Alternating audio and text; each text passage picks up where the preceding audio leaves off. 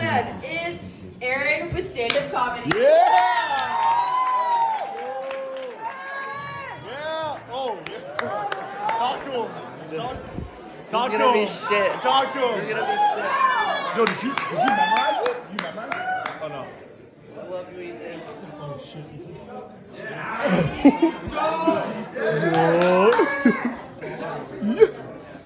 Well, thank you everyone for coming out tonight and making the mistake of inviting me to perform again.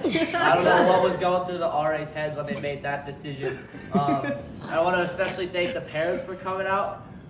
It's really a big commitment to you guys. Yeah. Mom and Dad, I love you. Yeah. Thank you guys Yeah. for coming out.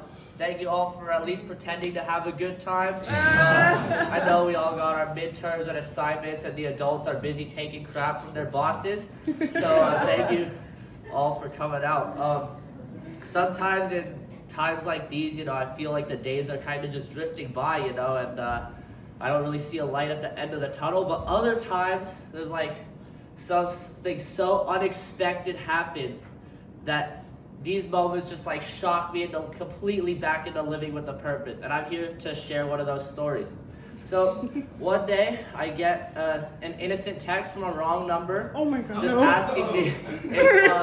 asking me if this lady asking me if she wanted to hang out. And I said, I think I got the wrong number. I'm just like chilling in the West Lounge over there. But I decided that I wanted to have some fun and, catfish this woman a little bit. So I forget some of it, but eventually what happened was she asked me to send her a picture of me, and I'm like, you gotta go first, but you gotta go first, but I'm telling you, I'm not gonna disappoint. So she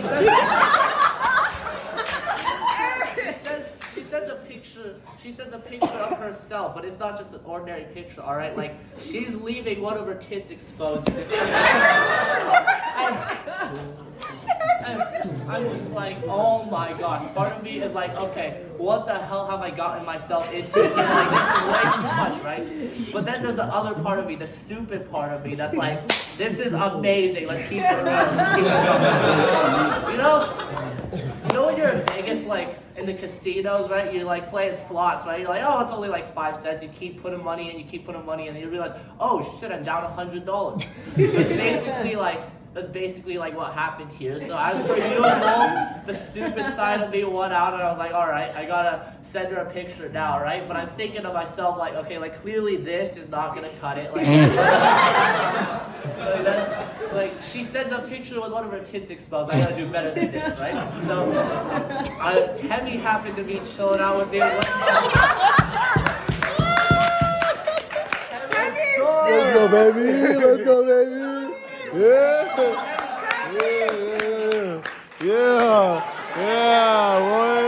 Get that right. This is Temmie. I was chilling out with him in West Lounge, right? And I was like, Temmie, get over here. I need to get a picture of you, right? So with Temmie's permission, I sent a picture of him to this lady, and clearly, like, as you guys can see, if you don't already know Temmie, he's a physical specimen.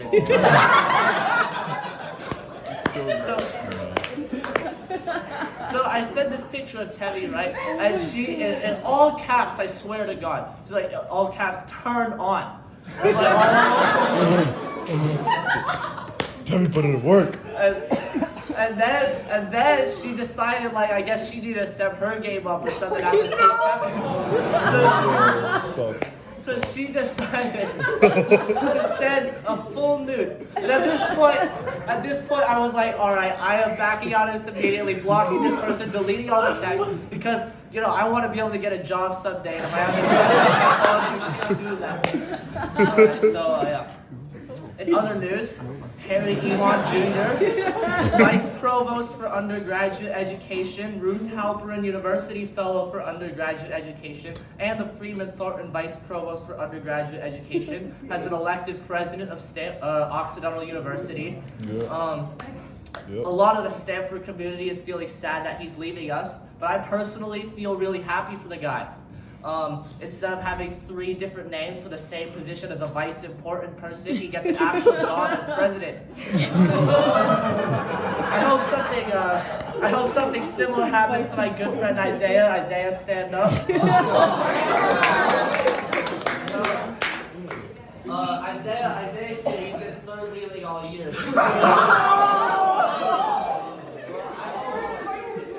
I hope maybe Isaiah will get a girl to like him next year. We'll see.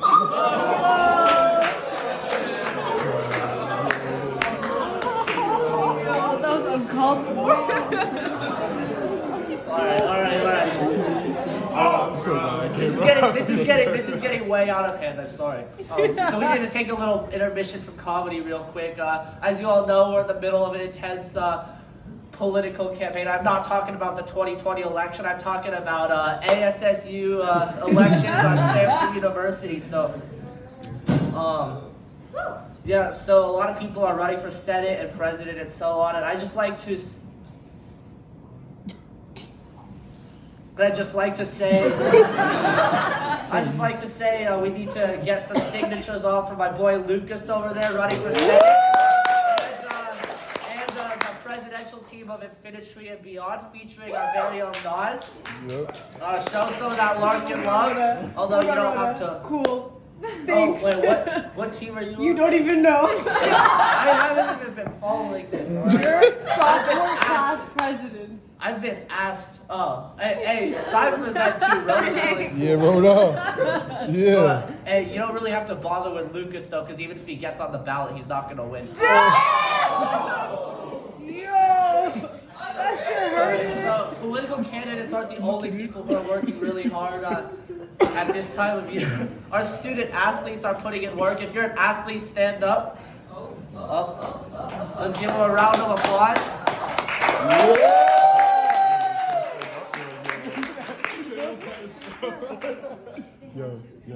Our student athletes have been putting in work, man. They're representing Stanford University at the highest level, both on the field and in the classroom, with high moral character, strong self-esteem, and all that NCAA crap, and not making a dime or anything. But so I want to give them a round of applause for that. But yeah, so. Some people are like salty, like why are dumb athletes getting into good schools and stuff like that, right? But I think personally that's really stupid for 2 reasons. First of all, we have to ask ourselves why people like Eugene are getting into this school. I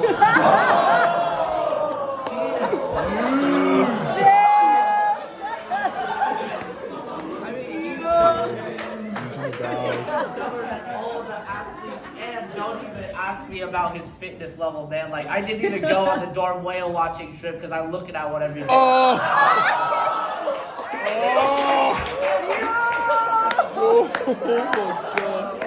Yeah, and like these athletes, man, everyone who calls these athletes out, like, don't realize that they're doing like 20 hours of lifts and practice every day, and they have to travel to the competitions and still have the mental fortitude to finish all their problem sets. Like, I don't even do the whole athletics thing and I can't finish my homework. But like, you're an athlete, man, you're working hard. I don't care if you're a national champion or if your team is 1-7 and you give up more than 6 runs per 9 innings pitched. I still love and respect you. Yeah, Quinn. I love you, Quinn. Yeah. Unfortunately, Quinn couldn't be here with us tonight because he has a baseball game and is busy giving up more runs. All right. So now, to conclude this performance, I think it's only right to give a tribute to my amazing roommate, Ethan Duncan Hooley. A little stand up or no? Yeah. All right, so Ethan is an amazing roommate, man. Like, one time, he thought that last quarter, room decorations were a little barren, and I agree with him. But this kid, he decided to be the change that he wanted to see in the world.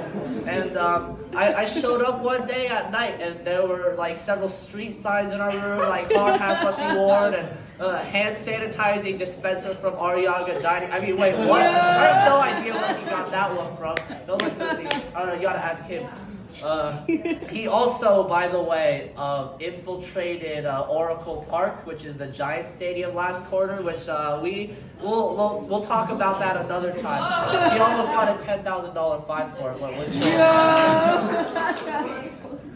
So, Ethan's just an amazing roommate, man. I don't know if you knew this about him, but he's on Stanford men's lacrosse, the highest level of lacrosse on campus because we don't have varsity. So, because of that, Ethan has to work. He's a hard worker, right? So he's got to practice to get good, get some playing time, right?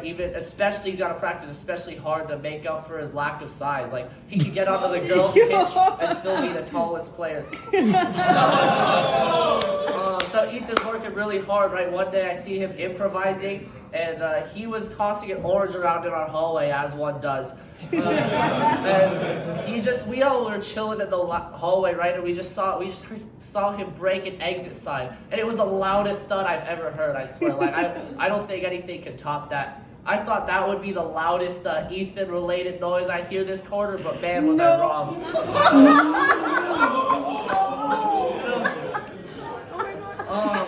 So this quarter. No, Aaron. No, keep it up. No. Keep it. No, keep it.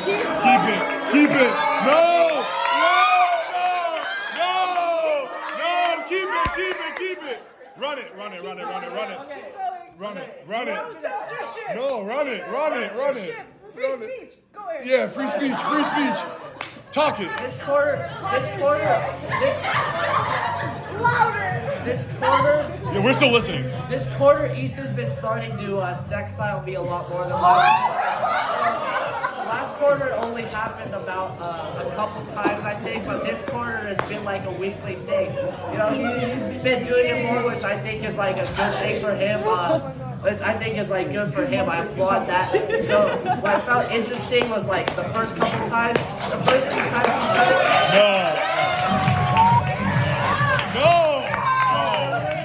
No, you will finish. Oh no, you stay up there. Aaron, you stay. No. Aaron, finish. Let him finish.